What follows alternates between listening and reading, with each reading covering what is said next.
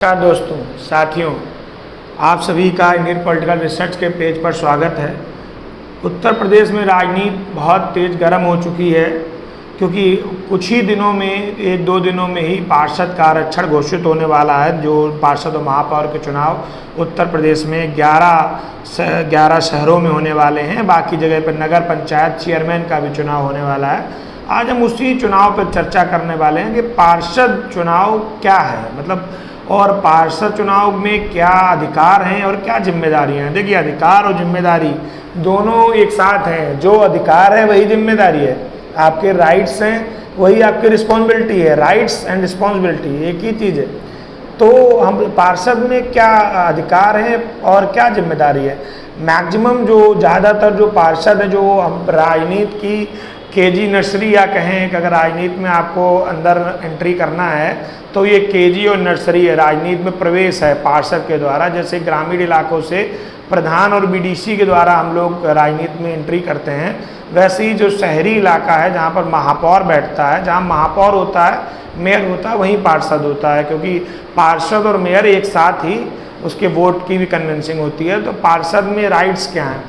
ज़्यादातर पार्षद में जो राइट्स हैं वो बहुत छोटे लेवल पर पार्षद में पावर होती है।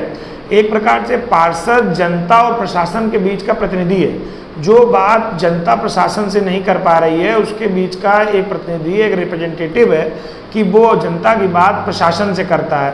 उन बातों में हो सकता है जैसे नाली खड़ंजों की बात है, स्ट्रीट लाइट्स की बात है, रोड की सफाई की बात है, मेले बाज़ारों की सफाई की बात है, जन्म प्रमाण पत्र, मृत्यु प्रमाण पत्र की, अगर किसी भी तरीके का राशन कार्ड, किसी भी तरीके का जनता में नए वोट बनाने का काम है, ये सारे पार्षद वाया पार्षद ही होते हैं। पार्षद के ही लेटर पैड पे इन सारी चीज़ों का ऑथराइजेशन भी होता है।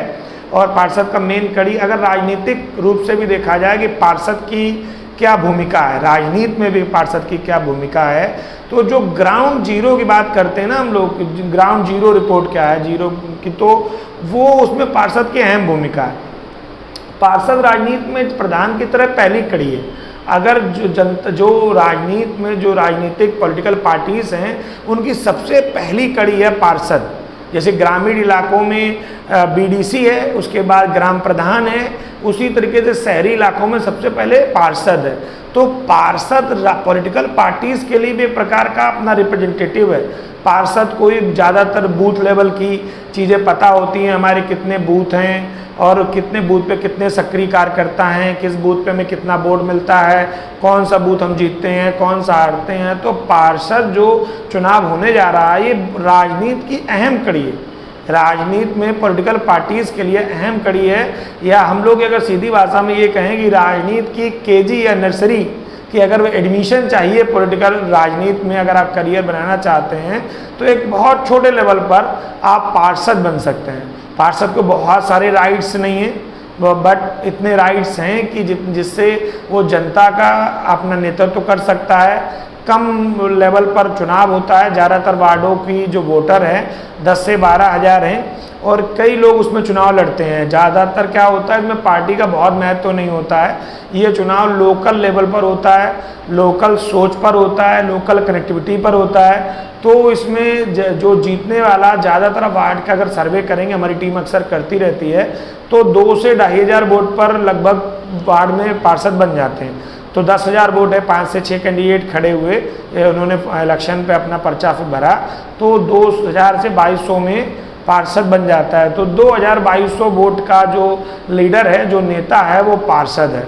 तो यही राइट्स हैं पार्षद में, और बाकी आपकी सक्रियता पर निर्भर करता है। और जब जिसकी सरकार होती है उसको उसका फ़ायदा मिल जाता है, क्योंकि जैसे भारतीय जनता पार्टी की उत्तर प्रदेश में सरकार है, जो भी पार्षद भारतीय जनता पार्टी से चुनकर आते हैं उनको कुछ बजट विधायक निधि से, कुछ बजट सांसद निधि से मिल जाता है। तो उस निधि से भी वो अपने रोड्स का काम, अपने एरिया के डेवलपमेंट का काम, कंस्ट्रक्शन का काम, साफ़ सफाई का काम, और जो भी जनता के बीच वो काम कराना चाहते हैं, मेडिकल से लेके काम, जाँच से लेके, और जैसे अभी डेंगू के लेके चल रहा है, तो डेंगू के लेके जो उन्हें जो केमिकल्स का काम कराना है, तो वो सारा काम वो और प्रतिनिधियों के बजट से ले सकते हैं। पार्षद के पास बहुत अधिक बजट नहीं होता है, जो बजट होता है वो उनके जो बेसिक वर्क हैं उसी के लिए ही काम आता है।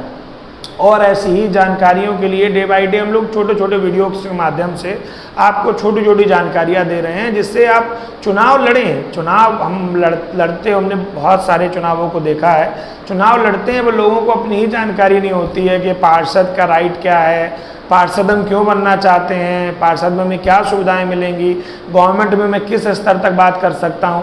तो इसके लिए हमारे चैनल को फॉलो करें। हम लोग बारीकियां आपको देसी अंदाज में बताएंगे, जो आपके शायद जब आप पार्षद बन जाएं तो कहीं काम आए। नमस्कार, सादर धन्यवाद। आपका दिन मंगलमय हो। अनुज तिवारी।